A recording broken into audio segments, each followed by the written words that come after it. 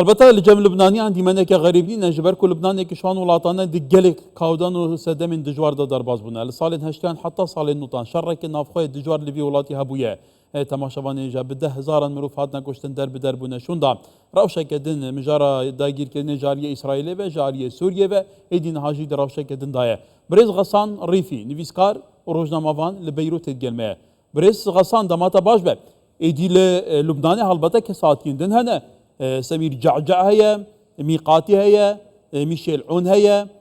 جنبولات هي سعد حريري هي حكومات هي مؤسسات هنا قالوا بو همو بيدنجن بو قدر لبنان بفي اوايا خلق لبنان بسدما في روشايا بناشاري در بدري سوريا دبن كتوزاني روشا سوريا چاواي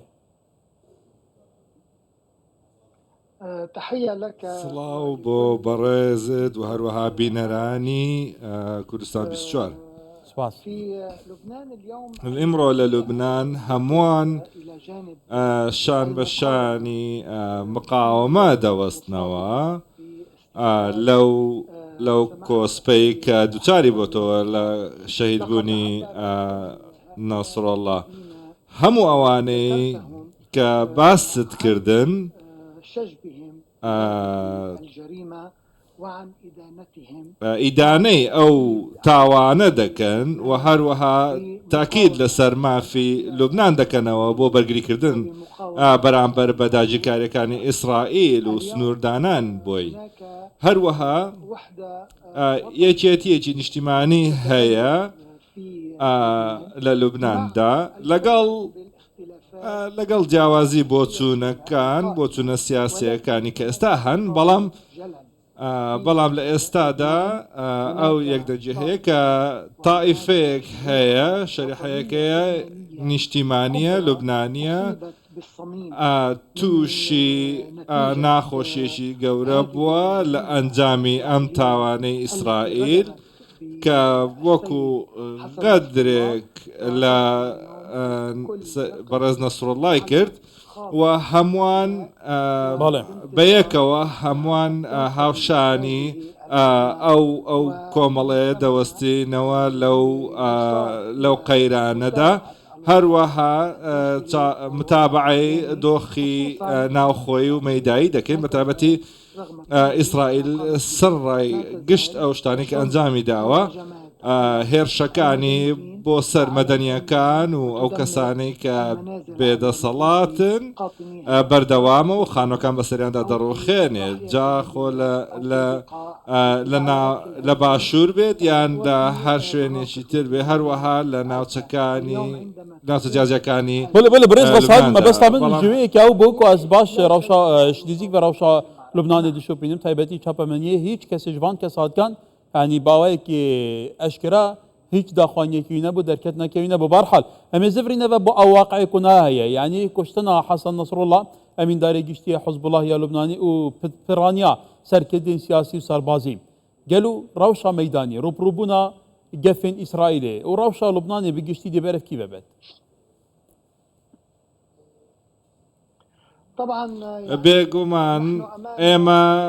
لە بەرامبەر دژمنکاریەکی ڕاستەقینەی ئیسرائیلین و ئیسرائیل تاوکو ئێستا هەموو ڕۆژ هەڕەشەمان لێ دەکات بە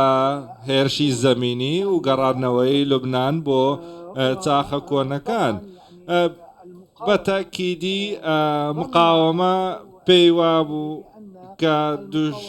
ئیسرائیل پێی وایە کە بە کوشتنی سەرکردەکان مقاومە لاواز دەبێت بەڵام دوێنێ هەندێک موشەکیان بە چەند ئاراستەیەک ناردووە بە تایبەتی لە چواردەوری قودس و هەروەها بەڕاستەوخۆش بەریان کەوتووە و ئەمەش دڵنیاییدانە لەوەی کە بەرەی مقاومە بە ئاراستەی دروست دەڕوە ئەوەی کە دووچاری مقاومەش بووتەوە لە شەیدبوونی حەسەن نەسڕڵڵاه ڕووداوێکە ناخۆشە ڕاستە بەڵام دەزانین کە زەبرێکی کوشندەیە بەڵام کۆتایی نییە برێز بەسان ئەواکو جێ سەرنجە بۆ حزب الله کو حزبەکە خودی هێزین چەکدارە دناوا لوبنانێدا کو لوبنان وڵاتێکی سەربەخۆیە ئارتشاوی هەیە مؤسساتێت فەرمیانە پارلمان هەیە سەرۆکاتی هەیە حکوومەت هەیە تەوافق ئیدارەکردنا وی وڵاتی هەیە بۆ تنێش ئالیە حەزب الله بە بێگومان ئاراستا شەڕ دەگەل ئیسرائیل هاتە ئیدارەکردن گەلو ئەڤە یا منطقی بوو ئەی مؤسساتی ئەی بووچە ئارتشا لبنانê berhengarî İsraîlî nebûye لەبەر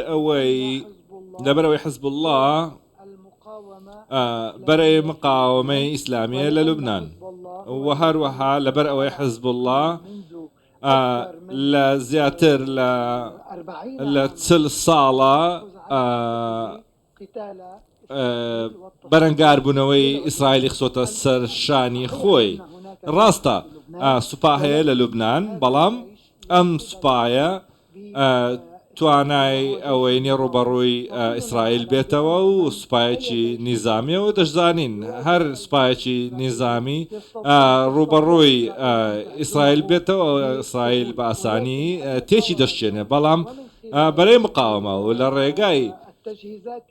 ئەو ئامادەکاریانی کە هەیەی هەروەها ئەو موشەکانی کە هەیەی و هەروەها ئەو چەکە زۆرا و زۆرانی کە هەیەی پێمان وایە تاوەکو ئێستا دەتوانێت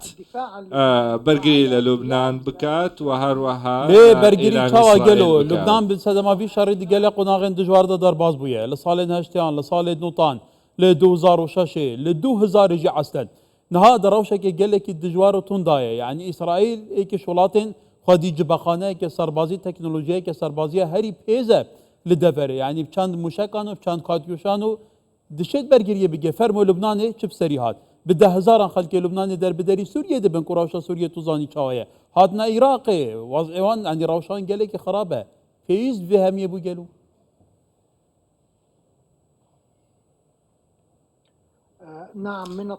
بەڵێ سروشتێ لەوەی کە بڵێن دژمنەکەمان ئیسرائیلە و ئاوارەمان دەبێت هەروەها خانەوادەکان ماڵەکانی خۆیان بجێ دێڵن شەهیدمان دەبێ لوبنان ئێستا لە جەنجێکی ڕاستەقینێدا لەگەڵ ئیسرائیل بەڵام مقاومە دەتوانێت ڕوبەڕووی ئیسرائیل بێتەوە بێگومان و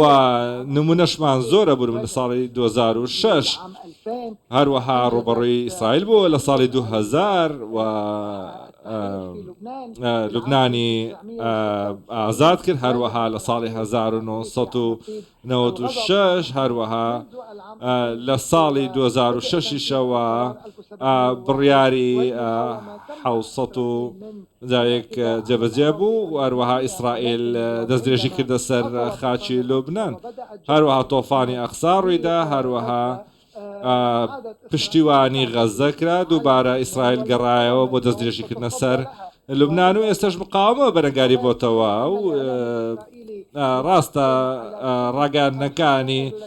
ئیسرائیل باسی زەرەرەکانی خوا ناکە کە لەلایەن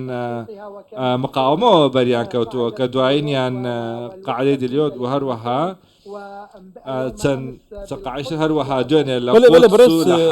کەواتە سەروبەندی ئەوە کو ناسەر عەردی هەیە ئەوەی ئارمانجکردنا لوبنانê jêrxanê Lubnanê gel û di çarçivê kuştina Nasrullah û hevalênî ku hikûmeke serkirdên bi bandorên Hizbullah bûn kewata weke tu dibêjî rewşa miqawme li Lubnanê û rewşa Lubnanê bi giştî dê berekî veçî gel û dê agilbes bête ragihandin an ku dê hêrişa zemînî ya İsraîlê taybetî bi ser başûrê Lubnan dest pê bike dibe mîna salên heştiya roj bît